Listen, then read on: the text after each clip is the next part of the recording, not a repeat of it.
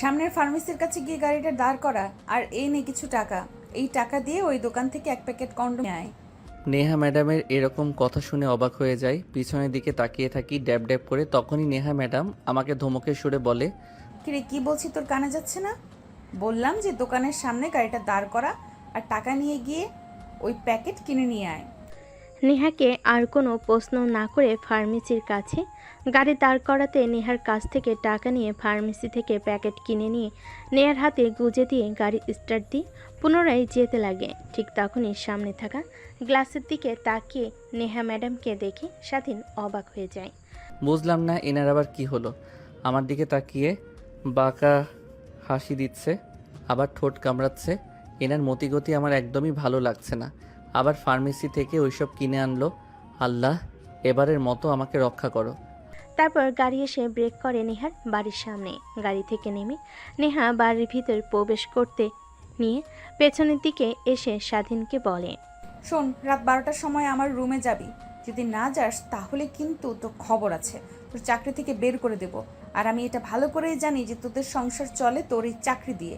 যদি তোর চাকরি চলে যায় তাহলে তোর পরিবারকে নিয়ে তোকে পথে নামতে হবে। আচ্ছা ম্যাম, যাব।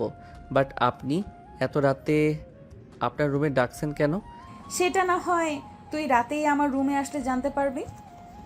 কথাটা বলে নেহা চলে যায় তার রুমে। কেন জানি স্বাধীনের তার বাবা মাকে দেখতে অনেক ইচ্ছে করে, তাই গাড়ি স্টার্ট দিয়ে পুনরায় তার বাসায় চলে যায়। বাসার সামনে গাড়ি রেখে ভেতরে প্রবেশ করতে দেখে তার মা রান্না করছে, পাশে তার ছোট বোন পড়ছে। মা দেখো, ভাইয়া এসেছে। ভাইয়া, তুমি আমার জন্য কি নিয়ে এসেছো? চকলেট নিয়ে আসো নাই? আমি আমার ছোট্ট পরিটার জন্য কখনো চকলেট আনতে ভুলে যাই নাকি? এই নাও চকলেট। আর হ্যাঁ, একদমই বেশি খাবে না। আজকে একটা খাবে, কালকে একটা, না হলে দাঁতে কিন্তু পোকা লাগবে। বাবা রে, এই অল্প বয়সে তুই সংসারের হাল ধরেছিস। তোর বাবার অবস্থা দিন দিন অবনতি হচ্ছে।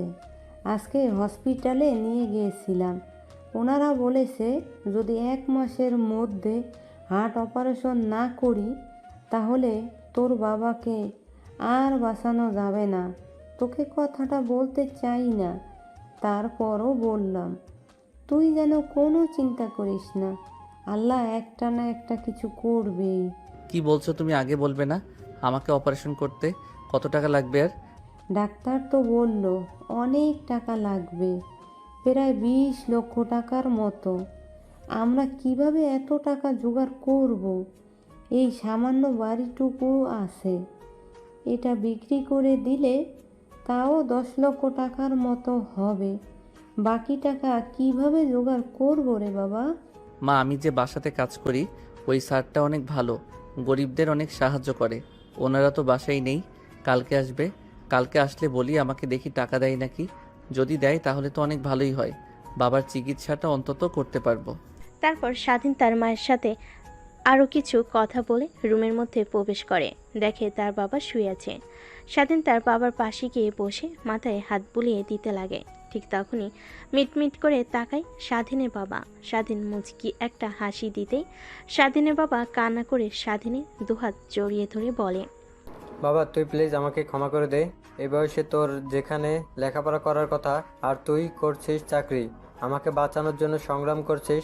প্লিজ আমাকে ক্ষমা করে দিস তুই। কি বলছো তুমি? আমার কাছ থেকে ক্ষমা চাইছো কেন? তুমি আমার বাবা, তোমাকে চিকিৎসা করার জন্য সংগ্রাম করব না তো অন্য কারোর জন্য? আর এসব কথা বলবে না। আর চিন্তা করো না, তুমি খুব দ্রুতই সুস্থ হয়ে উঠবে, আগের মতোই হাঁটা চলাফেরা করতে পারবে। তারপর স্বাধীন তার বাবার সঙ্গে বেশ কিছুক্ষণ কথা বলে খাবার দাবার খেয়ে গাড়ি নিয়ে সোজা নিহার বাসায় চলে আসে। তারপর পার্কিং লটে গাড়ি রেখে তাকে থাকার জন্য যে রুম দিয়েছে ওখানে চলে যায়। রুমিকে এপাশ ওপাশ করে ঘুমানোর চেষ্টা করে, কিন্তু তার দু চোখে ঘুম আসে না। রাত 12টার সময় নেহা যেতে বলেছে। কেন? আর দোকান থেকে ওই প্যাকেট কিনলো কি দরকার? ও আবার যদি না যায় তাহলে এই চাকরি থেকে বের করে দেবে। এখন কি করবে? এই চাকরি অনাহারে জগতে চাকরি পাওয়া বড়ই দুষ্কর। ভাবতে ভাবতেই কোথা দিয়ে যে রাত 12টা হয়ে যায় স্বাধীন টেরই পায় না। ঠিক তখনই তার ফোনে কল আসে। ফোনটা হাতে নিয়ে দেখে নেহা ফোন করেছে। আসসালামু আলাইকুম ম্যাম। ওয়ালাইকুম আসসালাম। রুমে আয়। কিন্তু কেন এত রাতে আপনার রুমে যাব, কেউ দেখে ফেললে উল্টাপাল্টা কথা বলবে। তোকে যা করতে বলেছি করবি, না হলে সোজা আমার বাড়ি থেকে বের হয়ে যাবি, বুঝতে পারছিস তুই? স্বাধীন আর কোনো কথা না বলে রুম থেকে বের হয়ে গুটি গুটি পায়ে বড় বাড়ির ভিতরে প্রবেশ করে। তারপর নেহার রুমের সামনে চলে যায়। দরজার কড়া নাড়তেই ওপাশ থেকে নেহা বলে, ভেতরে আয়, দরজা খোলা আছে। ভিতরে প্রবেশ করে দেখে নেহা নেই। ওয়াশরুম থেকে পানি পড়ার শব্দ আসছে। স্বাধীন বুঝতে পারে নেহা ওয়াশরুমে গিয়েছে। স্বাধীন তাই সেখানেই দাঁড়িয়ে থাকে। প্রায় 5 মিনিট পর নেহা নাইট ড্রেস পরে ওয়াশরুম থেকে বের হয়। স্বাধীন নেহার দিকে তাকিয়ে অন্যদিকে চোখ ফিরিয়ে নেয়। তো নেহার শরীরে পোশাক পরা থেকে না পরাটাই ভালো। পুরো শরীরের প্রত্যেকটা অঙ্গ প্রত্যঙ্গ দেখা যাচ্ছে। ম্যাম, আপনি আমাকে এত রাতে আপনার রুমে আসতে বলেছেন কেন? যদি কেউ দেখে ফেলে তাহলে স্যার শুনলে আমাকে চাকরি থেকে বের করে দেবে। আরে এত ভয় পাচ্ছিস কেন? আসল কাজ তো শুরুই করিনি এখনো। আর চিন্তা করিস না, কেউ বাবা মাকে কিছু বলবে না, সবাই ঘুমিয়ে পড়েছে, শুধু আমি আর তুই বাদে। কথাটা বলেই নেহা স্বাধীনের কাছে চলে আসে। তারপর স্বাধীনের ঠোঁটে নেহা তার আঙ্গুল স্পর্শ করতে লাগে। স্বাধীন রীতিমতো ঘেমে একাকার হয়ে যায়। ম্যাম, এসব কি করছেন? প্লিজ আমাকে ছেড়ে দেন। আপনার মতলব আমার একদমই ভালো লাগছে না। তোকে কি ছেড়ে দেওয়ার জন্য ধরেছি আমি? যা করছি তুই দেখে যা আর রেসপন্স কর, না হলে তোর কিন্তু খবর আছে, এই বলে দিলাম। কথাটা বলে নেহা স্বাধীনের শরীরের বস্নকাতর জায়গাগুলোতে স্পর্শ করতে লাগে। স্বাধীন পুতুলের মতো দাঁড়িয়ে আছে। কিরে তুই ছেলে মানুষ নাকি অন্য কিছু? আমি এত কিছু করছি তারপরও তোর কোনো রেসপন্সই দেখছি না। আচ্ছা ওয়েট, দরজা লাগিয়ে দিয়ে আসি, না হলে কেউ আবার দেখে ফেলতে পারে। তারপর নেহা কি দরজা লাগিয়ে দিয়ে আসে। স্বাধীন তখনও পুতুলের মতো সেখানে দাঁড়িয়ে থাকে। নেহা এসে স্বাধীনকে পিছন থেকে শক্ত করে জড়িয়ে ধরে ঘাড়ে অনবরত কিস করতে লাগে। ধ্যাৎ, আমি একটা মেয়ে, তোর এত কাছে আসছি আর তোর কোনো রেসপন্স নেই। দেখুন ম্যাম, আমি গরিব ঘরের ছেলে। আপনাদের অনেক টাকা পয়সা আছে, কিন্তু আমাদের টানে সামান্য কিছু টাকার জন্য আপনার বাসায় এসে কাজ করি। আর আপনি আমার সঙ্গে এই কাজ করতে পারেন না। স্যার ম্যাডাম আমাকে অনেক বিশ্বাস করে, আমি তাদের বিশ্বাসের বড় ক্লাবে করতে চাই না। প্লিজ আমাকে ছেড়ে দেন, আমি আমার রুমে যাব। দেখ, একদম না বোঝার মতো কথা বলবি না। মজা তুইও নিলি, আমিও নিলাম, বিনিময়ে তোকে কিছু টাকাও দিলাম, সমস্যা নেই। নেহা টাকার কথা বলতে স্বাধীনে মনে পড়ে যায় তার বাবাকে চিকিৎসা করানোর জন্য অনেক টাকার প্রয়োজন। নেহাকে বলবে নাকি চিন্তা করতে থাকে। এটা দেখে নেহা বলে, কি ভাবছিস? দেখ, কেউ জানতে পারবে না, আমি আর তোর মধ্যে সীমাবদ্ধ হয়ে থাকবে, আর দুইজন অনেক এনজয় করতে পারবো। তোকে বিনিময়ে কিছু টাকাও দেব, তুই টেনশন নিস না, বাবা মা কেউ জানতে পারবে না। প্লিজ ম্যাম, আমাকে যেতে দিন। আমার বাবার চিকিৎসা করানোর জন্য অনেক অনেক টাকা দরকার, তাও আবার 1 মাসের মধ্যে। আমি যেভাবেই পারি টাকা জোগাড় করে আমার বাবার চিকিৎসা করাবই। প্লিজ আমাকে যেতে দেন। কথাটা বলে নেহার কাছ থেকে নিজেকে ছাড়িয়ে নেয় স্বাধীন। তারপর দরজা খুলে বাইরে বের হতে যাবে। ঠিক তখনই পেছন থেকে নেহা শার্টের কলার চেপে ধরে ঝাটকা টান দিতে স্বাধীন তাল সামলাতে না পেরে খাটের উপর গিয়ে পড়ে যায়। নেহা গিয়ে স্বাধীনের উপর বসে পড়ে। 2 হাত দিয়ে স্বাধীনের 2 হাত শক্ত করে ধরে ফেলে। আমার মনে আর দেহে আগুন লাগিয়ে দিয়ে তুই বাহিরে যাবি, তা তো আর হতে দেব না। আমাকে শান্ত করে তবেই যাবি, না হলে তোর খবর আছে। তুই যেহেতু কিছু করবি না, দেখ আমি কি করতে পারি।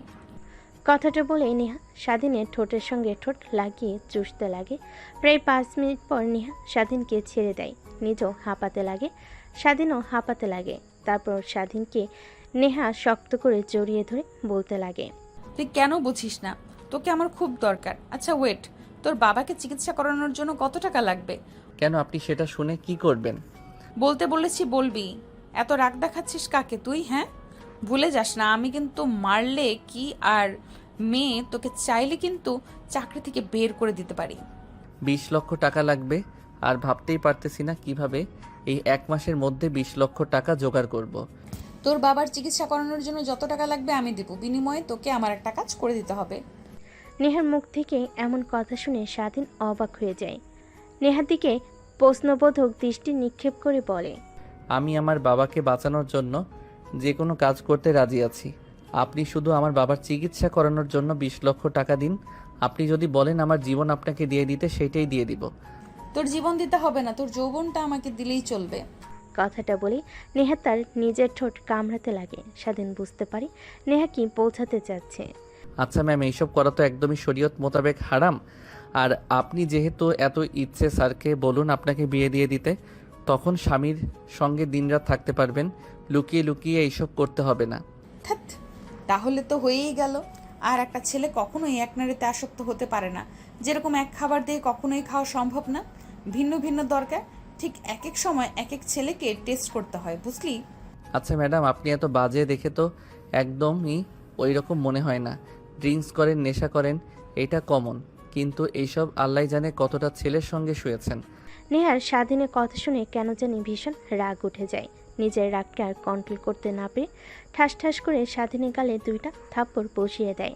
তারপর রাগের দৃষ্টিতে কিছুটা স্বাধীনের দিকে ঝুঁকে বলতে লাগে, দেখ, তোর কাছ থেকে কোনো কথা শুনতে আমি রাজি না।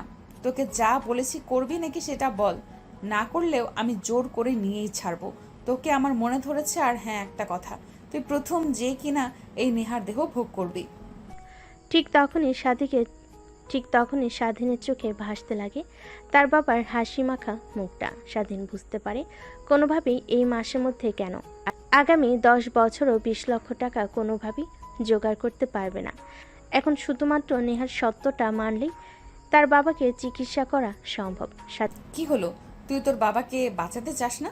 আর যদি তুই আমার সঙ্গে এই কাজটা না করিস, তাহলে তুই যেখানেই যাস আমি তোর চাকরি করতে দেব না। সবখানে গিয়ে সবাইকে মানা করে দিব, আর দেখব তুই তোর বাবাকে কিভাবে চিকিৎসা করাস। স্বাধীন বুঝতে পারে সে ফেঁসে গেছে। নেহার সত্ত্বে রাজি হয়ে যাওয়া ছাড়া কোনো উপায় নেই। তাই স্বাধীন বলে, আচ্ছা ঠিক আছে, আমি আপনার সব শর্তে রাজি আছি। তাহলে শোন, প্রথম শর্ত, কোনো মেয়ের দিকে একদমই তাকানো যাবে না আমি ব্যতীত। দ্বিতীয় শর্ত, আমি যখন বলবো যেইভাবেই হোক তোকে আমার রুমে আসতে হবে, আর আমাকে সুখ দিয়ে তবে তোকে যেতে হবে। এর আগে গেলে তোর বাবাকে আমি মেরে ফেলবো। তৃতীয় শর্ত, একদমই এই বিষয়ে কাউকে বলবি না। চতুর্থ শর্ত, আমার বান্ধবীরা আসলে ওদের কাছ থেকে সব সময় দূরে দূরে থাকার চেষ্টা করবি, কারণ ওরা আমার থেকে বেশি লুচ্ছি। ঠিক আছে। তাহলে আয় আমার কাছে, দীর্ঘ প্রতীক্ষার অবসান ঘটুক। তারপর স্বাধীন ধীরে ধীরে নেহার দিকে যেতে লাগে। এক পর্যায়ে নেহার শরীর থেকে সম্পূর্ণ পোশাক খুলে ফেলে স্বাধীন। প্রত্যেকটা স্থানে কিচ করতে লাগে। স্বাধীনের প্রত্যেকটা স্পর্শে কেঁপে উঠতে লাগে। এক পর্যায়ে নেহা বলে ওঠে, ড্রয়ারের মধ্যে ওইটা আছে। তারপর এর আগে একদমই যদি উল্টাপাল্টা কিছু হয়ে বাচ্চা পেটে চলে আসে তখন কি হবে? তারপর স্বাধীন ড্রয়ার খুলে প্যাকেটটা বের করে নেহাকে সুখ দিতে লাগে। দুজন হারিয়ে যায় ভালোবাসার এক অটল গভীরে। ভালোবাসা বললে ভুল হবে। দুই শরীরের লালসায় পড়া এক মেয়ের তার বাবাকে চিকিৎসা করানোর জন্য এত টাকা প্রয়োজনে এক ছেলে এভাবে কেটে যেতে লাগে প্রায় 3 ঘন্টা। নেহা স্বাধীনের বুকের উপর শুয়ে থাকে, ঘন ঘন নিঃশ্বাস ফেলতে লাগে। স্বাধীনে কেন জানি নিজের অজান্তে তার চোখ দিয়ে 2 ফোঁটা পানি বের হয়ে যায়। স্বাধীন তার হাতের উল্টো পিঠ দিয়ে মুছে ফেলে। বান্ধবীদের কাছ থেকে শুনেছি এইটাতে নাকি অনেক সুখ, কিন্তু কখনো বিশ্বাস করিনি। আজ হারে হারে উপলব্ধি করতে পারলাম। এর জন্যই ওরা বলতো, বিশ্বাস কর তুই প্রথম ছিলি। এই দেখ তার প্রমাণ।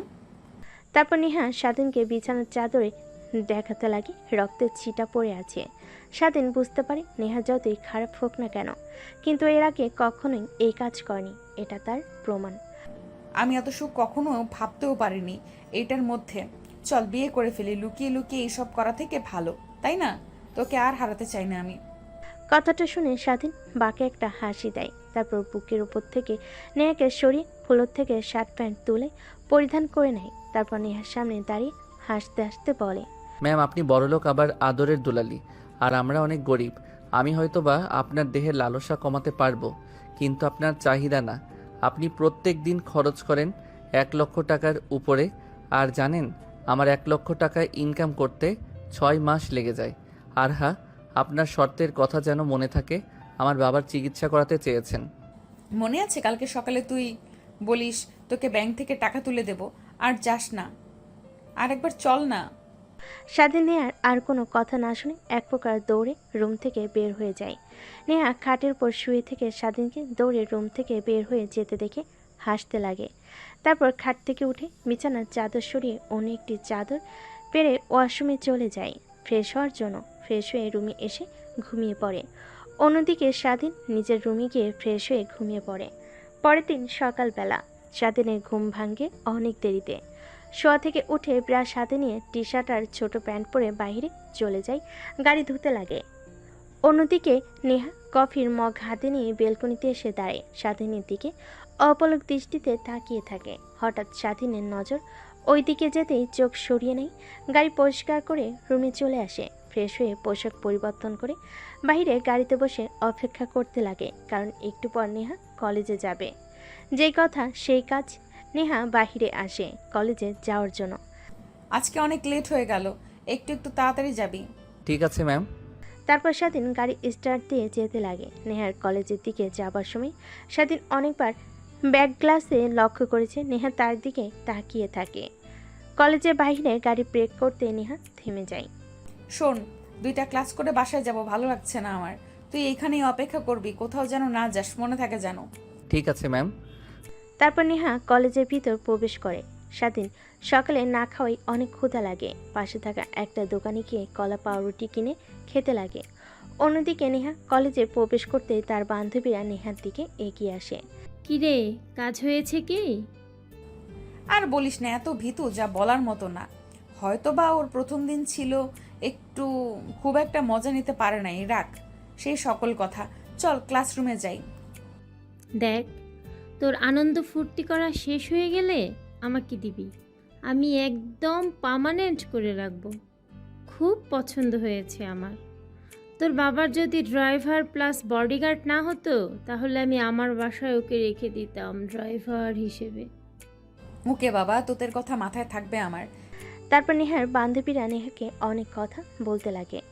অন্যদিকে নেহার অনেক রাগ হতে লাগে আর বান্ধবীর কথা শুনে কিন্তু কিছুই বলে না।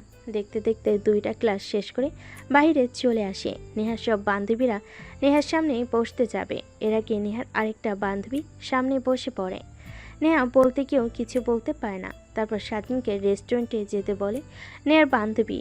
গাড়ির বক্সে গান লাগিয়ে নাচতে লাগে। অন্যদিকে স্বাধীন ড্রাইভিং করছিল মন দিয়ে। ঠিক তখনই পাশ থেকে নেহার বান্ধবী স্বাধীনের পায়ের উপরে অনেকবার হাত রাখে। বারবার স্বাধীন সরিয়ে দিল মানে না। নেহা এইটা দেখে অনেকটা রেগে যায়, কিন্তু কাউকেই কিছু বুঝতে দেয় না।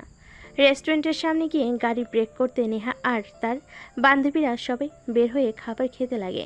তারপর খাওয়া দাওয়া করে সবাই যে যার বাসায় চলে যায়। নেহাকে নিয়ে স্বাধীন নেহার বাসার দিকে রওনা হয়। রাস্তার মধ্যে স্বাধীন ড্রাইভিং করতে করতে নেহাকে বলে, ম্যাম, সাথী ম্যামকে আর সামনে বসতে দিবেন না। ড্রাইভিং করতে অনেক ডিস্টার্ব করে। উনি শুধু আজকে নয়, পড়ার সময় উনি সামনে বসে আমার পায়ে হাত রাখে, অনেক বাজে বাজে ইশারা করে। আর ম্যাম, আপনি যে বললেন আমার বাবার চিকিৎসা করানোর জন্য টাকা দেবেন ব্যাংক থেকে তুলে। নেহার কথা মতো স্বাধীন ব্যাংকের সামনে গাড়ি ব্রেক করে। নেহা ব্যাংকের ভিতর ঢুকে প্রায় 20 মিনিট পর হাতে একটা ব্যাগ নিয়ে বের হয়। স্বাধীনের দিকে এগিয়ে দিয়ে বলে, ঠিক আছে, ওকে বলে দেব তোর সঙ্গে আর যেন ওই ব্যবহার না করে। আর সামনের ব্যাংকটাতে ব্রেক কর, তোকে টাকা উঠিয়ে দিচ্ছি। এই ব্যাংকের ভেতরে 20 লক্ষ টাকা আছে, তোর বাবাকে চিকিৎসা করাবি। আর শোন একটা কথা, তোকে যে আমি এতগুলো টাকা দিয়েছি কেউ যেন জানতে না পারে। ঠিক আছে ম্যাম, আপনি অনেক বড় উপকার করলেন আমাকে। আচ্ছা ম্যাম, আপনাকে একটা কথা বলি, রাগ না করলে। আচ্ছা বল, রাগ করবো না।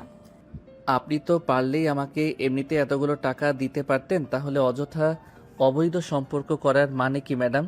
দেখেন, আমি টাকা পাওয়ার পর এটা বোঝাতে চাচ্ছি না যে আপনার শর্ত মানতে নারাজ, কিন্তু একটা কথাই বলবো, এই পৃথিবীতে চিরকাল বাঁচবেন না, একদিন না একদিন মরে যেতে হবে। তখন আল্লাহর কাছে গিয়ে কি জবাব দেবেন?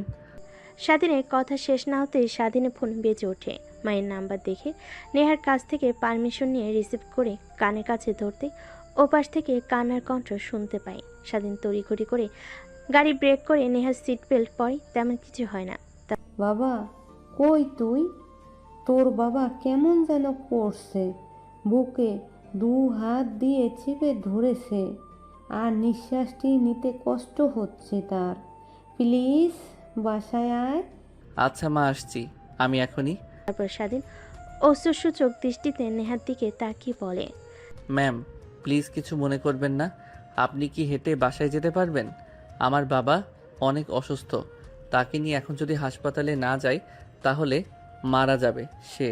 অনুগ্রহ করে যদি আপনাদের গাড়িটা আমাকে দিতেন তাহলে বাবাকে হাসপাতালে ভর্তি করে আপনার বাড়িতে গাড়ি দিয়ে আসতাম।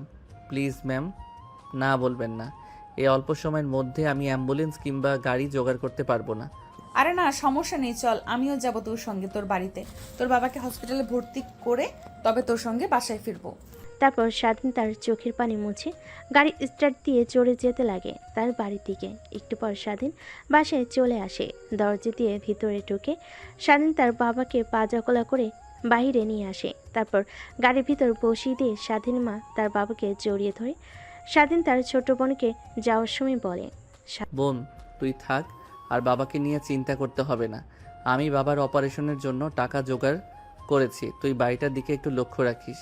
একটু পরে এসে তোকে হসপিটালে নিয়ে যাব আমি। স্বাধীনের কথা শুনে তার ছোট বোন মাথা ইশারা দিয়ে হ্যাঁ বোঝায়। তারপর স্বাধীন গাড়ি স্টার্ট দিয়ে চলে যায় সোজা হসপিটালে। স্বাধীন গাড়ির পিছন থেকে তার বাবাকে বের করে সোজা আইসিইউতে চলে যায়। ভিতরে ভর্তি করে দিয়ে অপারেশন করার জন্য টাকা কাউন্টারে জমা দিয়ে দেয়। অপারেশন থিয়েটারের সামনে পায়চারি করতে লাগে স্বাধীন। 5 ঘন্টা পর আইসিইউর রুমের মধ্যে থেকে একটা ডাক্তার বেরিয়ে আসে। স্বাধীন তড়িঘড়ি করে ডাক্তারের কাছে গিয়ে বলে, আঙ্কেল, আমার বাবা এখন কেমন আছে? তোমার বাবা একদম বিপদমুক্ত আছে, আর সময় মতো অপারেশন করাইয়ে তোমার বাবার কন্ডিশন একদম আগের মতো হয়ে যাবে। কোনো টেনশন করো না। আর একটু পর তুমি আমার কেবিনে আসো, কিছু মেডিসিনের নাম লিখে দিই, ওইগুলো সময় মতো খাওয়ালে আশাবাদী তোমার বাবা খুব শীঘ্রই সুস্থ হয়ে যাবে। ডাক্তারের কথা শুনে স্বাধীনের অনেক ভালো লাগে। তার নিজের দেহ দিয়ে যদি তার বাবাকে সুস্থ করতে পারে, এটা তার কাছে অনেক কিছু। ঠিক তখনই মনে পড়ে যায় নেহার কথা। 5 ঘন্টা হলো বাইরে বসে আছে। দৌড়ে বাইরে চলে যায়। দেখে নেহা এখনো গাড়ির মধ্যে বসে আছে। সেদিন দরজা খুলে নেহাকে বলে, সরি ম্যাম, আসলে মাথায় আপনার কথা ছিলই না। বাবাকে আইসিইউতে ভর্তি করে দিলে টাকা থাকায় সঙ্গে সঙ্গে অপারেশন শুরু হয়, আর আপনার কথা মনে নাই আমার, তাই সেখানে দাঁড়িয়েছিলাম। Sorry, I am really sorry madam. আরে সরি বলতে হবে না, চল এখন বাসায়। তারপর স্বাধীন গাড়ি স্টার্ট দিয়ে পুনরায় যেতে লাগে নেহার বাড়ির দিকে। একটু পর নেহাকে নামিয়ে দিয়ে নেহার কাছ থেকে বিদায় নিয়ে সোজা তার বাসায় চলে আসে। স্বাধীন তার ছোট বোনকে নিয়ে হসপিটালে চলে যায়। আবার নার্সের কাছে স্বাধীন তার বাবার কথা জিজ্ঞেস করে একটা কেবিন দেখিয়ে দেয়। তারপর স্বাধীন কেবিনে প্রবেশ করে নিজের অজান্তে চোখ দিয়ে খুশির পানি বের হতে লাগে। দেখে তার বাবা তার মার সঙ্গে কথা বলছে। বাবা, তুই এসেছিস? কত সময় হলো তোকে খুঁজছি। আমি কিন্তু পারছি না। আয় আমার পাশে বয়। আর তুই আমার অপারেশন করানোর জন্য এতগুলো টাকা কোথা থেকে পেলি? আমি যে বাসাতে কাজ করি বডিগার্ড প্লাস ড্রাইভার হয়ে, উনি অনেক ভালো। তোমার কথা বলতেই আমাকে টাকা দিয়ে দেয়। কে এই ব্যক্তি যে আমাদের একের পর এক সাহায্য করে চলেছে? একটাবার অনেক দেখা করতে ইচ্ছে করছে। তুমি সুস্থ হও বাবা, তোমার সঙ্গে আমি দেখা করিয়ে দিব। আচ্ছা ওয়েট, তুমি থাকো, আমি ডাক্তারের কাছ থেকে কিছু ওষুধ লিখে দিব বলেছিল, ওইটা নিয়ে আসি। আর তোমার খারাপ লাগলে তখন আর আমাকে বলবো, হ্যাঁ? তারপর স্বাধীন রোজা ডাক্তারের কেবিনে চলে যায়। ডাক্তারের কাছ থেকে প্রেসক্রিপশন নিয়ে বাইরে চলে আসে। স্বাধীন তার বাবার জন্য ওষুধ, কিছু ফলমূল আর তাদের খাওয়ার জন্য বিরিয়ানি নিয়ে হসপিটালে আসে। স্বাধীন অনেক দিন পর তার বাবার সঙ্গে মন খুলে গল্প করছে। কতদিন হলো যে এভাবে কথা বলে না। দেখতে দেখতে কোথা দিয়ে যে সময় পেরিয়ে যায় সেদিকে স্বাধীনের কোনো খেয়ালই নেই। রাত যখন প্রায় 9টা, তখন তার ফোন বাজতে লাগে। কেবিন থেকে বের হয়ে ফোনটা হাতে নিয়ে দেখে নেহা ম্যাম ফোন করেছে। স্বাধীন ফোনটা রিসিভ করে বলতে লাগে, আসসালামু আলাইকুম ম্যাম। ওয়ালাইকুম আসসালাম। কোথায় তুই? আর তোর বাবা এখন কেমন আছে? জি ম্যাম, বলবো। এখন অনেকটাই সুস্থ। আর যদি আপনি না থাকতেন তাহলে আমার বাবার চিকিৎসা করাতে পারতাম না। অনেক অনেক ধন্যবাদ ম্যাম আপনাকে। ধন্যবাদ দিতে হবে না, তোকে যা বলেছি শুধু সেই শর্তগুলো মেনে চললেই হবে। ও আচ্ছা, তাহলে আমাকে বাসায় আসতে হবে আপনার। ওয়েট, একটু পর বাবার কাছ থেকে বিদায় নিয়ে আসছি। কথাটা বলে স্বাধীন ফোন রেখে দেয়। নেহা ওই পাশ থেকে হ্যালো হ্যালো বলতে লাগে। নেহার অনেক রাগ হয়, কিন্তু কিছুই বলে না। একটাবার আগে আসুক, তারপর ওর ব্যবস্থা করবে। এসবই ভাবছে বেলকনিতে দাঁড়িয়ে। কফির মগ হাতে নিয়ে আকাশের দিকে তাকিয়ে স্বাধীন কেবিনে প্রবেশ করে। তার বাবা মার সঙ্গে আরও কিছুক্ষণ আড্ডা দিয়ে বিদায় নিয়ে বাহিরে চলে আসে। তারপর স্বাধীন গাড়ি নিয়ে হাসপাতাল থেকে বের হয়ে সোজা নেহার পাশে চলে আসে। পার্কিং লটে গাড়ি রেখে স্বাধীন তার রুমে যায় ফ্রেশ হওয়ার জন্য। ফ্রেশ হয়ে পোশাক পরিবর্তন করে অপেক্ষা করতে লাগে রাত 12টা হবার। 12টা বাজার সঙ্গে সঙ্গে স্বাধীন মেন দরজা দিয়ে ভেতরে প্রবেশ করে। তারপর সোজা নেহার রুমের সামনে চলে যায়। দরজায় কড়া নাড়তেই দরজা খুলে যায়। স্বাধীন আর অনুমতি না নিয়ে ভিতরে প্রবেশ করে। দরজা লাগিয়ে যে পিছনে ফিরবে অমনি নেহা স্বাধীনকে ঠাস ঠাস করে 2টা থাপ্পড় লাগিয়ে দেয়। এই জন্যই তোর মতো ছোট লোকের বাচ্চাদের মাথায় তুলতে চাইনি। সামান্য ছাড় দিছি আর মাথায় উঠে বসছিস, তাই না? আমার অনুমতি না নিয়ে তুই রুমে প্রবেশ করলি কেন? আর তোর সাহস কি করে হয় আমার কথা শেষ না হতেই ফোন রেখে যাস? কি ভাবছিস তুই তোর সঙ্গে ভালো ব্যবহার করছি দেখে তুই পার পেয়ে যাবি? না মানে ম্যাম সরি, তখন ওইভাবে কথা বলার জন্য আর অনুমতি না নিয়ে আসার জন্য। হয়েছে, এখন আর তোর কোনো কথাই শুনতে চাচ্ছি না। আমি রুম থেকে বের হয়ে চলে যা। স্বাধীন মাটির দিকে তাকিয়েছিল, হঠাৎ নেহার দিকে তাকিয়ে দেখে ওই দিনের মতো পাতলা নাইট ড্রেস পরে আছে। ভিতরে সব কিছুই দেখা যাচ্ছে। কেন যেন স্বাধীনের অনেক লোভ হতে লাগলো। ধীরে ধীরে স্বাধীন নেশার ঘরে তলিয়ে যেতে লাগলো, যে নেশা নারীর। এই কুত্তার বাচ্চা, কি বলছি তোর কানে যাচ্ছে না? তোকে রুম থেকে চলে যেতে বলেছি, আবার আমার দিকে এইভাবে তাকিয়ে আছিস? তুই আমার কেনা গোলাম, এখন থেকে তোকে যখন যা বলবো তাই করবি, আমার পারমিশন মতো চলবি। তোকে কি ফোন করে আসতে বলেছি আমি? তুই আমার রুমে এসেছিস? নেহার কথাগুলো যেন স্বাধীনের কান অব্দি পৌঁছালো না। অবলোক দৃষ্টিতে তাকিয়ে থাকে নেহার দিকে। নেহা খানিকটা ভয় পেয়ে যায় স্বাধীনের তাকানো দেখে। স্বাধীনের কাছে এসে ঠাস ঠাস করে থাপ্পড় দিয়ে বলে, কি বলছি তোকে, তুই শুনতে পারছিস না নাকি? রুম থেকে বের হয়ে যা। নেহার কাছ থেকে থাপ্পড় পেয়ে নেহার কাছ থেকে থাপ্পড় খেয়ে স্বাধীন আরও রাগ উঠতে লাগে। তারপর সেখানে আর না দাঁড়িয়ে দরজার দিকে আসতে লাগে।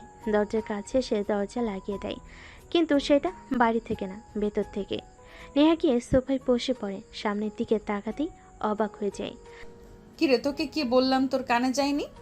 বললাম রুম থেকে চলে যা, এখনো দাঁড়িয়ে আছিস আবার আমার দিকে তাকিয়ে আছিস। নেহা অনবরত স্বাধীনকে উল্টাপাল্টা কথা বলেই চলেছে, কিন্তু স্বাধীন নেহার কথায় কোনো পাত্তা দেয় না। তারপর নেহার দিকে গুটি গুটি পায়ে এগিয়ে আসতে লাগে।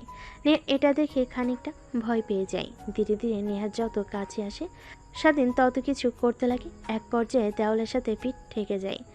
দেখ, একদম ভালো করছিস না তুই, কিন্তু তোকে এই পৃথিবী থেকে চিরতরে মুছে ফেলবো যদি আমার দিকে আর একবারও আসছিস।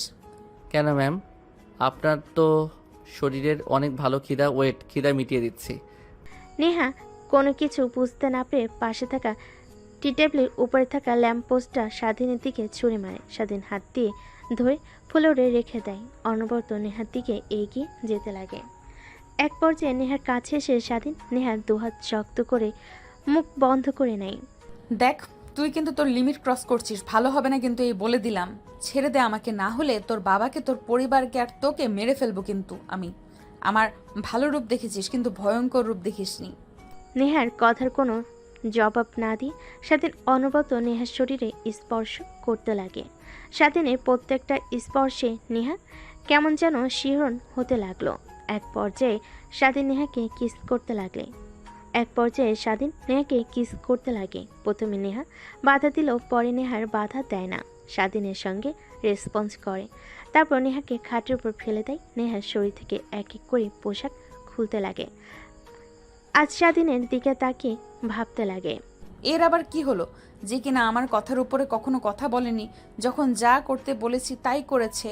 আজ এই ভয়ঙ্কর রূপ ধারণ করেছে, এর হাত থেকে বাঁচা তো দুষ্কর হয়ে যাবে। এমন কি করে ফেলেছি আমি ওকে?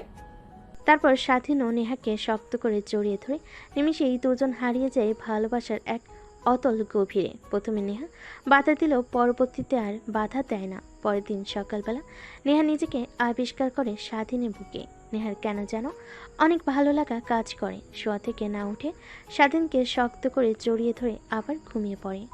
অন্যদিকে স্বাধীনের ঘুম ভাঙতে নেহাকে তার শরীর ওপর থেকে সরিয়ে স্বাধীন সোজা তার রুমে চলে আসে আর ভাবতে লাগে, দেখ কালকে আমার কি হয়েছিল। নেহা ম্যামের সঙ্গে একদমই কাজটা ঠিক করা হয়নি। ও নিজের রাগী ওনার পারমিশন না নিয়ে ওনার সঙ্গে জোর জবরদস্তি করেছি। উনি যদি আমার কিংবা আমার পরিবারের কোনো ক্ষতি করে তখন কি হবে? না, ম্যামের কাছ থেকে ক্ষমা চাইতে হবে, না হলে উনি আবার যে কোনো সময় রেগে আমার পরিবারের উপর কিংবা আমার উপরে আক্রমণ করতে পারে। তারপর স্বাধীন ওয়াশরুমে চলে যায়, ফ্রেশ হয়ে গোসল করে বাইরে চলে আসে।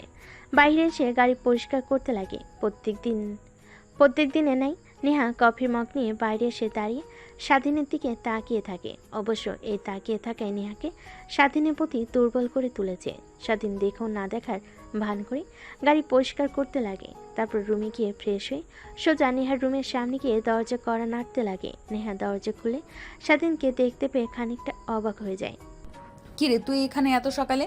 কিছু কি হয়েছে? তোর বাবার চিকিৎসার জন্য আরও টাকা লাগবে নাকি? না ম্যাম, আই এম সরি। আসলে আপনার সঙ্গে রাতে অনেক জোর জবরদস্তি করে ফেলেছি। আমি নিজের মধ্যে ছিলাম না, কেমন যেন হয়ে গিয়েছিলাম। প্লিজ আমাকে ক্ষমা করে দিন। আরে না, আমি কিছুই মনে করিনি, বিশ্বাস কর। প্রথম দিনের থেকে তুই আমার সঙ্গে জোর করে যে করেছিস, ওই দিন আরও বেশি মজা পেয়েছি, তাই তো কিছু মনে করিনি। আর একটু পর আমি বের হব, আমার এক বান্ধবীর বাসায় যাব। আমাকে নামিয়ে দিয়ে তুই তোর বাবার কাছে চলে যাস। অবশ্য কালকে তোকে ওইভাবে কথাটা না বললেও পারতাম, তোর জায়গায় আমি থাকলে ঠিক একই কাজ করতাম। তারপর নেহার কাছ থেকে স্বাধীন নিচে চলে আসে, গাড়িতে বসে অপেক্ষা করতে লাগে। নেহার আসার প্রায় 5 মিনিট পর নেহা এসে গাড়িতে উঠে পড়ে। তারপর স্বাধীনকে অ্যাড্রেস বলতে সেই দিকে যেতে লাগে। অবশ্য নেহার সব বান্ধবীদের বাসা স্বাধীনের চেনা আছে। এক পর্যায়ে নেহার দেওয়া অ্যাড্রেস অনুযায়ী স্বাধীন গিয়ে গাড়ি দাঁড় করায়। নেহা গাড়ি থেকে বের হয়ে স্বাধীনকে বলে, যা, আর আমি যখন ফোন করব তখন এই লোকেশনে আবার চলে আসবি। তারপর স্বাধীন গাড়ি স্টার্ট দিয়ে চলে যায় হসপিটালে তার বাবার কাছে। অন্যদিকে নেহা তার বান্ধবীর বাসে গিয়ে বান্ধবীদের সঙ্গে আনন্দ করতে লাগে। ঠিক তখনই নেহার বান্ধবী নেহাকে বলে, কিরে, তোর কেনা গোলামের কি খবর? আজকে তো বাইরে তোর জন্য অপেক্ষা করতে দেখছি না, কই গিয়েছে? আরে, তোকে ফোন করে বললাম না ওর বাবার চিকিৎসার জন্য টাকা লাগবে 20 লাখ, আমি ওটা দিয়েছি। আর ওকে বলেছি আমি যখন যা বলবো তখন সে করবে। এতে ছেলেটাও রাজি হয়ে গিয়েছে। একটা কথা কি জানিস, ছেলেটার মধ্যে কিছু তো একটা আছেই। কেন জানি দিন দিন ওর প্রতি দুর্বল হয়ে যাচ্ছি। আগে ওকে দেখলে অনেক রাগ হতো আমার, কিন্তু এখন ওকে না দেখলে কেমন যেন লাগে। মনে হয় এক নজর না দেখতে পারলে আমার বুকটা ফেটে যায়। আরে মামা, বুঝতে পারছিস না? এইটাই তো ভালোবাসার প্রথম ধাপ। তার মানে তুই ওই ছেলেটাকে ভালোবেসে ফেলেছিস? আমি আবারও ভালোবাসা অসম্ভব। জীবনে একজনকেই ভালোবেসে অনেক কষ্ট পেয়েছি, দ্বিতীয়বার পেতে চাই না আমি। এর থেকে এইভাবেই দিব্যি চলে যাব। আরে, যার জন্য আশা, কই ওকে আসতে বলিসনি? ওর সারপ্রাইজগুলো রেডি করে চল। আসলে নেহার বান্ধবীর জন্মদিন আজ, তাই তাকে সারপ্রাইজ দেওয়ার জন্য সবাই মিলে নেহার এক বান্ধবীর বাসায় এসেছে, সব কিছু রেডি করছে। অন্যদিকে স্বাধীন হসপিটালে গিয়ে তার বাবা মা আর বোনের সঙ্গে কথা বলতে লাগে। এইভাবে অনেকটা সময় পার হয়ে যায়। অন্যদিকে নেহা তার বান্ধবীদের সঙ্গে কেক কেটে আনন্দ করতে লাগে। এক পর্যায়ে নেহা সব বান্ধবীরা মিলে ট্রুথ আর ডেয়ার গেমস খেলতে লাগে। এভাবে পেরিয়ে যায় অনেকটা সময়। দেখতে দেখতে বিকেল হয়ে যায়। ঠিক তখনই নেহার ফোনে কল আসে। মা, কোথায় তুই? বিকেল হয়ে গেছে, এখনো বাসায় আসছিস না যে? আগে বলো, তোমরা কোথায়? বাসায় এসেছো কি? হ্যাঁ, আমি আর তোর মা তো গ্রাম থেকে বাসায় চলে এসেছি। সকালে আসার পর থেকেই তোকে দেখছি না, এত বেলা হয়ে গেল তাও বাসায় ফিরছিস না। কোথায় আছিস তুই? জলদি বাসায় ফিরে আয়, কতদিন হলো তোকে দেখি না। আচ্ছা, তুমি একটু ওয়েট করো, আমি আসছি। একটা বান্ধবীর বাসায় আছি। তারপর নেহা ফোন রেখে দেয়, স্বাধীনকে ফোন করে আসার জন্য। একটু পর স্বাধীন চলে আসে। তারপর নেহাকে নিয়ে বাসায় চলে আসে। নেহা তার বাবা মাকে দেখলে দৌড়ে এসে জড়িয়ে ধরে। অনেক দিন হলো দেখা হয় না। গ্রামে ঘুরতে গিয়েছিল তার মা বাবা, কিন্তু নেহার গ্রাম পছন্দ হয় না। আর কলেজে কিছুদিন পর এক্সাম, তাই থেকে যায় শহরে। জানিস তোর নানু ভাই, দাদু ভাই, নানি দাদি কত তোকে মিস করছে। প্রত্যেক দিন তোর কথা বলেছে, তোর সঙ্গে কত কথা বলার চেষ্টা করছে, কিন্তু গ্রামে নেটওয়ার্কের সমস্যা, তোকে ফোন করতে পারিনি আমি। তুমি সবাইকে ঢাকায় নিয়ে আসলেই তো পারো, সবাই একসঙ্গে সপরিবারে থাকতাম। তুই ভেবেছিস বলিনি? কতবার করে বলছি কিন্তু কেউ ঢাকায় আসবে না, গ্রামে তাদের ভালো লাগে, গ্রামের মায়া ত্যাগ করতে পারে না। তাই আমিও আর কিছু বলি না। বাদ দে, কেমন আছিস তুই? একদম শুকিয়ে গিয়েছিস, ঠিকমতো খাওয়া দাওয়া করিসনি বুঝি চলে যাওয়ার পর থেকে। কি বলো বাবা তুমি? তারপর নেহা তার বাবার সঙ্গে কথা বলতে লাগে। স্বাধীন পাশে দাঁড়িয়ে থাকে। নেহার বাবার স্বাধীনের দিকে নজর যেতেই বলে, তা বাবা কেমন আছো তুমি? আমি যাওয়ার পর তুমি আমার মেয়েকে খেয়ালে রেখেছো এই তো ভালোভাবে? জি স্যার। পাশ থেকে নেহা আনমনি ভাবতে লাগে। তার বলতে বাবা। আচ্ছা বাবা থাকো, রুমে যাই, ফ্রেশ হয়ে আসি। সে সকালে বের হয়েছি, আজকে একটা বান্ধবীর বার্থডে ছিল, ওখানে গিয়েছিলাম। তারপর নেহা তার রুমে চলে যায়। স্বাধীন নেহার বাবার সঙ্গে বেশ কিছুক্ষণ কথা বলতে লাগে। তারপর বাড়ির বাইরে এসে তার থাকার রুমে চলে যায় ফ্রেশ হওয়ার জন্য। স্বাধীন রুমে গিয়ে বিথায় ঘুমানোর চেষ্টা করে, কিন্তু দুচোখে ঘুম ধারা দেয় না। এভাবে বেশ কিছুক্ষণ পেরিয়ে যায়। মাঝরাতে হঠাৎ ফোন বাজতে লাগে। স্বাধীন দেখে বুঝতে পারে নেহা ছাড়া আর কেউ ফোন করেনি এখন। আসসালামু আলাইকুম ম্যাম, এত রাতে ফোন করেছেন কেন? কি দরকার? কি দরকার তুই জানিস না? জলদি আমার রুমে আয়। দেখুন ম্যাম, এই কয়েকদিনে তো স্যার ছিল না, তাই যেতে পেরেছি, কিন্তু আজকে আঙ্কেল আন্টি এসেছে, যদি ওনারা দেখে ফেলে তখন কি হবে? প্লিজ বোঝার চেষ্টা করুন। আমি যা বলেছি তাই কর, না হলে তুই কিন্তু সকালে আর সূর্য দেখতে পারবি না। কথাটা বলি নেহা এক প্রকার রাগ দেখিয়ে কল কেটে দেয়। স্বাধীন ভাবতে লাগে যদি আঙ্কেল আন্টি কোনোভাবে দেখে ফেলে তাকে, নেহার রুমে কিংবা নেহার রুমের দিকে যাচ্ছে, তাহলে তার অবস্থা শেষ করে ফেলবে, চাকরি থেকে বের করে দেবে। ভাবতে লাগে কি করবে। বাইরে এসে নেহার রুমে বারান্দার কাছে এসে দেখে পাইপ। তারপর পাইপে নেহার বারান্দার উপরে উঠে পড়ে। অন্যদিকে নেহা ড্রেসিং টেবিলের সামনে বসে থেকে চুল আঁচড়াচ্ছিল আর গুনগুন করে গান গাইছিল। স্বাধীন বেলকনি থেকে নেহার দিকে অপলক দৃষ্টিতে তাকিয়ে থেকে ভাবতে লাগে কি অদ্ভুত চেহারা, মায়াবী তার চাহনি, কেন এই কাজ করতে হবে? সে চাইলেও তো হাজার আমার থেকে সুন্দর ছেলে তার পিছু পিছু ঘোরে, তাদেরকে বিয়ে করে নিতে পারে, তারপরে আমাকে কেন? কতগুলো ভাবতে ভাবতে নেহার কোমরের দিকে নজর যায়। অপলক দৃষ্টিতে তাকিয়ে থাকে। অন্যদিকে নেহা আয়নার দিকে তাকিয়ে স্বাধীনকে পিছনে দেখতে পায়। ভয় পেয়ে পিছনে তাকায়। কিরে তুই রুমের মধ্যে কখন আসলি? আর ব্যালকনিতে কেন, কিভাবে গেলি তুই?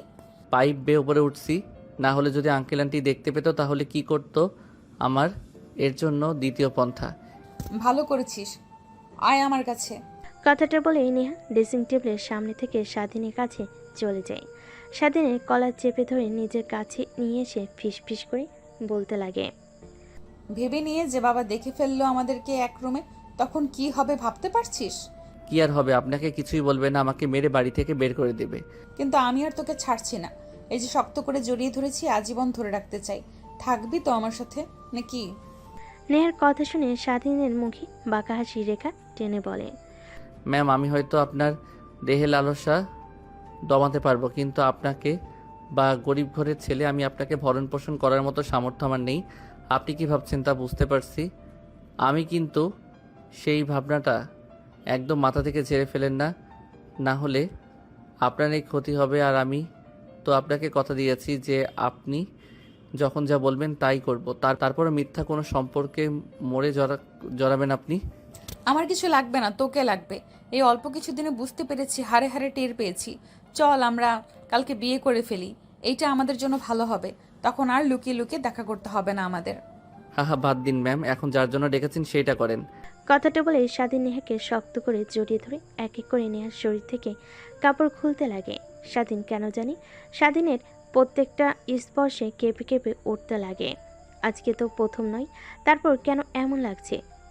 তার পরপরই স্বাধীন নেহাকে নিয়ে খাটের উপর পড়ে যায়। নিমিষেই হারিয়ে যায় দুজন ভালোবাসার অতল গভীরে। অন্যদিকে নেহার বাবা রাতের অনেক পানি পিপাসা লাগে।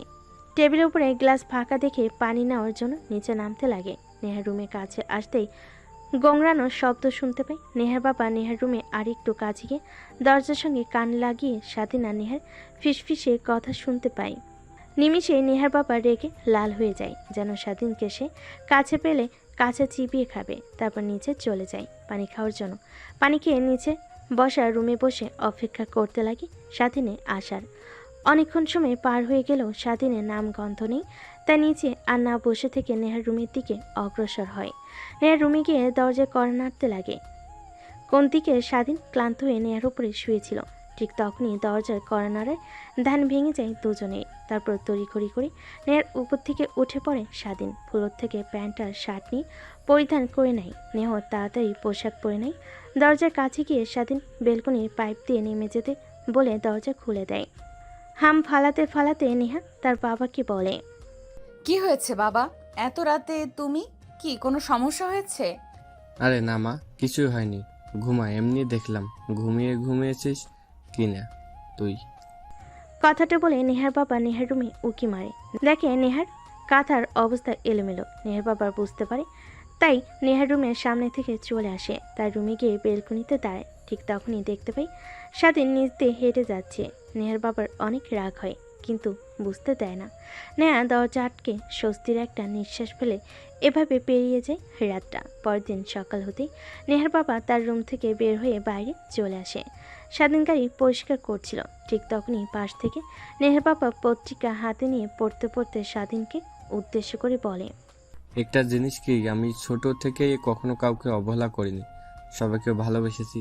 তোমাকে বিশ্বাস করে আমার বাড়িতে থাকতে দিয়েছি। একটা কথা মনে রাখবে, কখনো তোমার বিশ্বাসে অমর্যাদা করো না, তাহলে ওই দিনেই হবে তোমার শেষ দিন।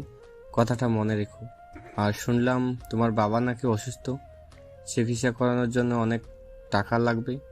তুমি নাকি চিকিৎসা করিয়েছো, এত টাকা কোথা থেকে পেয়েছো তুমি? নেহার বাবার কথা শুনে স্বাধীন আমতা আমতা করে বলে, না মানে আঙ্কেল, মানে মানে করতে হবে না, যা সত্যি তাই বলো। আমি সত্যিকে অনেক ভালোবাসি, কিন্তু মিথ্যা কথা একদমই সহ্য করতে পারি না। মানে স্যার, নেহা ম্যামকে কথাটা বলতেই আমাকে টাকা দেয়, কিছু শর্ত দেয়, সেটা না বলি। সেই টাকা দিয়ে বাবার চিকিৎসা করেছি। নেহা ম্যাডাম বলেছে আমি এই বিষয়টা কাউকে যেন না বলি। আচ্ছা যাও, ঠিক আছে, আমি কাউকেই বলবো না। তারপর নেহার বাবা রুমের মধ্যে চলে যায়। ভাবতে লাগে স্বাধীনকে চাকরি থেকে বের করে দেবে কিনা। কিন্তু তখনই তার পরিবারের কথা মনে আসে। স্বাধীন একমাত্র পরিবার চালানোর জন্য টাকা উপার্জন করে, তাকে যদি বের করে দেয় তার পরিবার পথে এসে নামবে। এইসব ভাবতে লাগে। ঠিক তখনই নেহার মা পিছন থেকে বলেন, আসো, খাবার রেডি করছি। আর এমনিতেও ডাক দাও, খাবার খেয়ে যা, মেয়েটা এত বেলা অবধি ঘুমায়। তারপর নেহার বাবা নেহার রুমে কর্নারতে দরজা খুলে দেয়। দেখেন নেহা গোসল করে চুল শুকাচ্ছে। তারপর নেহা তার বাবার সঙ্গে কিছু কথা বলে নিচে চলে আসে খাবার খাওয়ার জন্য। টেবিলে বসে খাবার খাচ্ছিল। ঠিক তখনই নেহার বাবা বলতে লাগে, নেহা মা, তোর জন্য একটা বিয়ের সম্বন্ধ এসেছে। আমি রাজি হয়েছি। আমার বন্ধুর ছেলে বিদেশ থেকে লেখাপড়া করে বাংলাদেশে এসেছে। অনেক শিক্ষিত আর ভদ্র একটা ছেলে। আমি কথা বলেছি ছেলেটার সঙ্গে, অনেক ভালো লেগেছে আমার। বিকেলে ওনারা বাসায় আসবে তোকে দেখার জন্য। বাবা কি বলছো এগুলো? তুমি না বললে যে আমার মনে যখন চায় তখন বিয়ে শাদীর বিষয় নিয়ে কথা বলবে? আমি এখন বিয়ে করতে চাচ্ছি না, লেখাপড়া শেষ করব তারপর। তুমি কেন এখন বিয়ের কথা আনছো? আর সামনের মাসে তো আমার এক্সাম শুরু হবে, তাহলে এই সপ্তাহ থাকা এখন আর হচ্ছে না। দেখ, আমি আমার বন্ধুকে কথা দিয়েছিলাম যে তার ছেলে বিদেশ থেকে আসলে তোর আর ছেলেটার সঙ্গে বিয়ে দিয়ে দেবো। তাই আর বেশি দিন অপেক্ষা করতে চাচ্ছি না। আমার বন্ধুর বাড়ি থেকে তোদের কলেজ অনেক কাছে, তোর কোনো অসুবিধা হবে না। কিন্তু আমি এখন বিয়ে করব না, সাফ সাফ বলে দিলাম। তারপরেও যদি তোমরা এই বিষয়টা নিয়ে সামনে এগো তাহলে আমাকে হারিয়ে ফেলবে তোমরা। কথাটা বলে নেহা খাবারের প্লেট ফ্লোরে ছুঁড়ে মারে। তারপর খাবারের টেবিল থেকে উঠে তার রুমে চলে যায়। নেহার মা নেহার বাবাকে উদ্দেশ্য করে বলে, কি হয়েছে তোমার? নেহাকে বিয়ে দিয়ে দেওয়ার জন্য এত উঠে পড়ে লেগেছো কেন? মেয়েটা তো এখনো অনেক ছোট, সবেমাত্র ইন্টার থার্ড ইয়ারে লেখাপড়া করছে। আর একটু লেখাপড়া করুক, আর একটু ম্যাচিওর হোক, সংসারের কিছুই বুঝবে না এখনো। তুমি তো তোমার মেয়ের দিকে কোনো নজর রাখো না, রাতে কি করে সে জানো? তারপর নেহার বাবা নেহার মাকে শুরু থেকে শেষ পর্যন্ত বলে তার মেয়ের কুকর্মের কথা। এখন বলো, এই বিষয়টা যদি বাইরে জানাজানি হয়ে যায় তাহলে আমাদের কি হবে? মান সম্মান ধুলে মিশে যাবে। সামান্য একটা বডিগার্ড হয়ে আমার মেয়ে, আমার বলতেও লজ্জা লাগে। স্বাধীনকে তো কখনো এরকম মনে করিনি। অনেক ভালো ছেলে, আমার সামনে আসলে সব সময় মাটির দিকে তাকিয়ে থাকতো। ওর নজরে কখনো আমি কুদৃষ্টি দেখিনি। কিন্তু কেন এমনটা করলো? এর মাঝে তোমার মেয়ের নিশ্চয়ই কোনো ষড়যন্ত্র আছে। না হলে ছেলেটাকে চাকরি থেকে বের করে দেওয়ার ভয় দেখিয়েছে, না হলে অন্য কিছু। স্বাধীনের বাবা অসুস্থ হয়তো বা ওনার চিকিৎসা করানোর জন্য টাকা দিয়ে স্বাধীনকে কিনে নিয়েছে। আমার মনে হয় কি ছেলেটাকে যদি বুঝিয়ে বলি তাহলে নিশ্চয়ই বুঝতে পারবে। রাতে তুমি একটাবার ওকে রুমে আসতে বলো আমাদের, তারপর ওকে বোঝালে ঠিকই বুঝতে পারবে।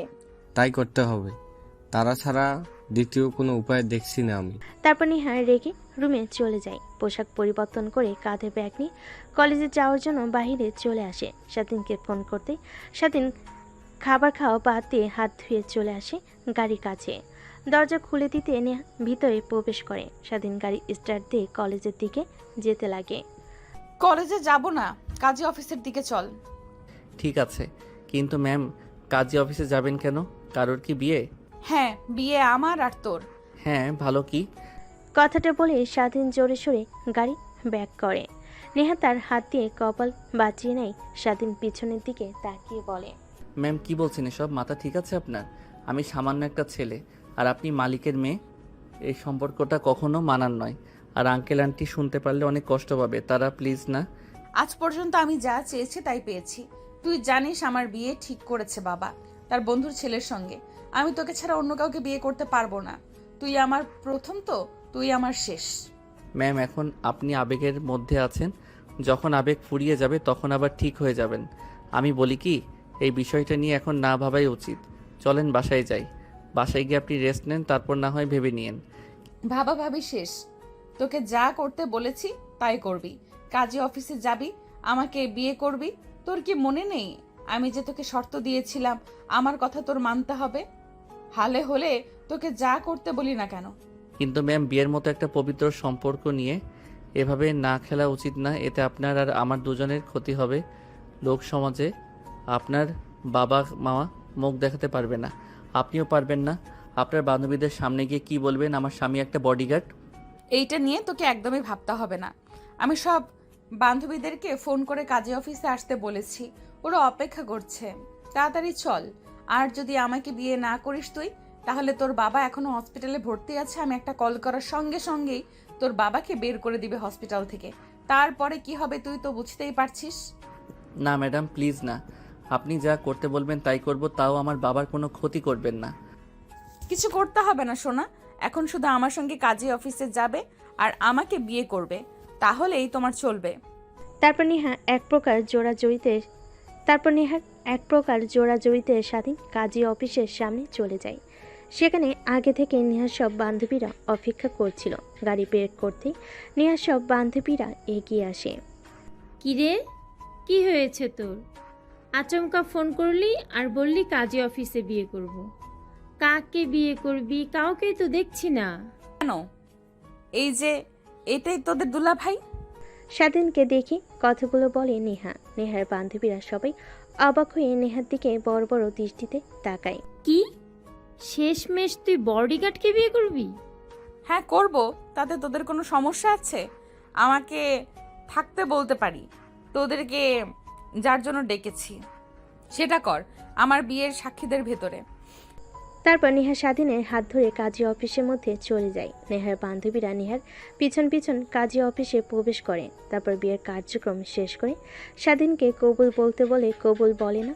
নেহা স্বাধীনের দিকে তাকাতেই কবুল বলে ফেলে। এভাবে বিয়ের কাজকর্ম শেষ হয়ে যায়। নেহার বান্ধবীরা বাহিরে দাঁড়ায়। তারপর নেহার বান্ধবী নেহাকে বলে, বিয়ে তো করলি, নে ঠিক আছে, এবার আমাদের ট্রিট দে। চল রেস্টুরেন্টে চল, তোদেরকে মন ভরে আজকে খাওয়াবো। তারপর এক এক করে সবাই গাড়িতে উঠে বসে। সাথীর সামনে বসতে গেলে নেহাকে পিছনে বসতে বলে নেহা গিয়ে সামনে বসে পড়ে স্বাধীনের কাছে। তারপর সোজা রেস্টুরেন্টে চলে আসে। এক এক করে সবাই নেমে রেস্টুরেন্টের মধ্যে ঢুকে যায়। স্বাধীন গাড়িতে বসে থাকে। নেহা এটা দেখে রেগে স্বাধীনকে গাড়ির ভেতর থেকে কলার চেপে ধরে বের করে নিয়ে আসে। কিরে, তোকে ইশারা দিয়ে বললাম না আয়, তারপরেও তুই এখানে বসে আছিস কেন? আপনারা যান ম্যাডাম, আমি যে কি করব এর থেকে বাহিরে গাড়ির মধ্যে বসে অপেক্ষা করি। যান, আপনারা গিয়ে আনন্দ করেন। নেহা স্বাধীনের কথা শুনে অনেক রাগ হয়। ঠাস ঠাস করে দুইটা থাপ্পড় লাগিয়ে দিয়ে বলে, ভুলে যাস না এখন তুই আমার কিন্তু স্বামী। আগে ছিলি বডিগার্ড, কিন্তু এখন পুরোটাই ভিন্ন। সব সময় আমার সঙ্গে থাকবে। আর আজ থেকে ম্যাম একদমই বলবি না, নাম ধরে কিংবা বউ বলে রাখবি। আমি পারবো না আপনাকে নাম ধরে ডাকতে, ম্যাম বলে ডাকবো। তোর যা ইচ্ছা তাই বলে ডাকিস, এখন চল আমাদের সঙ্গে। তারপর নেহা স্বাধীনের এক হাত জড়িয়ে ধরে রেস্টুরেন্টের ভিতর প্রবেশ করে। নেহার বান্ধবীরা সবাই বসে খাবার অর্ডার দিয়ে ফেলে।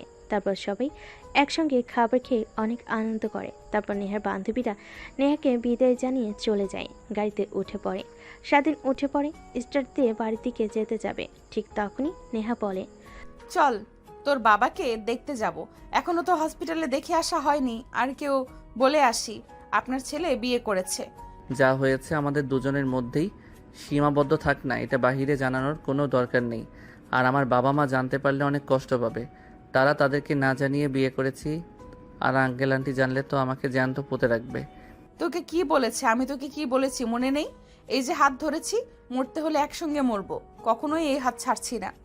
কথাটা বলে নেহা স্বাধীনের হাত ধরে আঙ্গুলের মধ্যে মুষ্টিবদ্ধ করে নেয়। তারপর স্বাধীন এক হাতে আলতো করে একটা চুম্বন দেয়। স্বাধীনে কেন জানি অনেক ভালো লাগা কাজ করে, কিন্তু তা প্রকাশ করে না।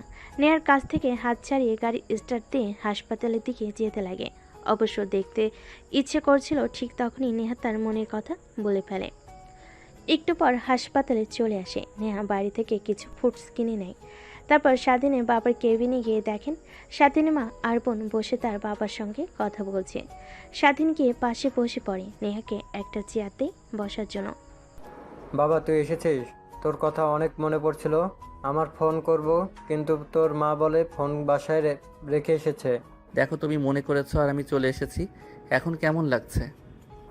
হ্যাঁ অনেক ভালো লাগছে। আমার ডাক্তার বলেছে কালকে আমাদের রিলিজ করে দিবে, বাসায় যেতে পারবো আর আমি আগের মতো হাঁটাচলা করতে পারবো। বাবা আমার চিকিৎসার জন্য তুই এত টাকা কোথা থেকে জোগাড় করলি? তোকে অনেক হার্ডওয়ার্ক করতে হয় তাই না? আরে না বাবা, এটা দেখছেন ম্যাডাম, তিনি আমাকে টাকা দিয়েছেন তোমার চিকিৎসা করানোর জন্য। আর অনেক ভালো, আমারে যেই বাসায় কাজ করি ওই বাসার মালকিনের মেয়ে। আর আপনার ছেলের বউ? কি? হ্যাঁ মা, আপনার ছেলে আমাকে বিয়ে করেছে আপনাদেরকে না জানিয়ে। এরকম কথা বলবে এখানে কখনো ভাবতেও পায়নি স্বাধীন। তারপর নেহাকে এক হাত ধরে কেবিনের বাইরে নিয়ে আসে। তারপর উচ্চস্বরে বলতে লাগে, আপনাকে কি বললাম শুনতে পাননি? বললাম না আমার মা বাবার সামনে গিয়ে কখনো এইসব কথা বলবেন না। ভুল হয়েছে, আপনার কাছ থেকে টাকা নিয়ে আমার বাবাকে চিকিৎসা করিও। এর থেকে আমার বাবা যদি মারা যেত ভালো হতো। আমার বাবা অপারেশন করেছে, হার্টের সমস্যা। যদি আবার কিছু হয় তাহলে আপনার খবর আছে।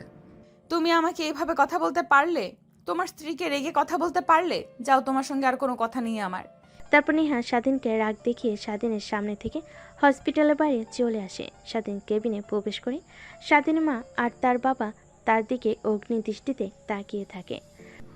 বিশ্বাস করো বাবা মা, উনি যা বলছেন একদমই মিথ্যা কথা। সব সময় ফান করে তো, তাই তোমাদের সঙ্গে দুষ্টামি করেছে। উনি আমার মালকিনের মেয়ে, উনি কখনো আমাকে বিয়ে করতে পারে? তাহলে মেয়েটাকে এইভাবে হাত ধরে বাহিরে নিয়ে গেলে কেন? আর কোথায় চলে গেলে? নাকি ভিতরে নিয়ে আয়? ধন্যবাদ বলতে হবে তো, বাবাকে এতগুলো টাকা চিকিৎসার জন্য দিয়েছে সে। অন্য আরেকদিন বলো, আমি বাসায় নিয়ে গেলে তখন। এখন যেতে হবে, ফোন করেছে আঙ্কেল। আর কালকে আমি এসে তোমাদেরকে নিয়ে বাসায় রেখে আসবো। তারপর স্বাধীন তার মা বাবার কাছ থেকে বিদায় নিয়ে চলে আসে হসপিটালের বাইরে। এসে দেখে নেহা রাগ করে গাড়িতে বসে আছে। স্বাধীন গাড়ি স্টার্ট দিয়ে যেতে লাগে। পিছন থেকে নেহা ভাবতে লাগে, এ কাকে বিয়ে করলাম? স্ত্রী রাগ ভাঙাতে পারে না। তারপর স্বাধীন গাড়ি চালাতে চালাতে বলতে লাগে, জানি না ম্যাম কিসের জন্য আমাকে বিয়ে করেছেন, কিন্তু কখনোই আমার কাছ থেকে স্বামীর অধিকার আশা করবেন না। হ্যাঁ, এটা আশা করতে পারেন আপনার শারীরিক চাহিদা পূরণ করতে পারবো, কিন্তু কখনো স্বামীর যে ভালোবাসা ওইটা কখনো আমার কাছ থেকে পাবেন না আপনি। কেন জানি স্বাধীনের বলা কথাগুলো নেহার বুকে তীরের মতো বেঁধে, কিন্তু স্বাধীনকে কিছু বলতে দেয় না। মন মারা হয়ে যায় স্বাধীনের কথা শুনে। একটু পর গাড়ি এসে ব্রেক করে বাড়ির সামনে।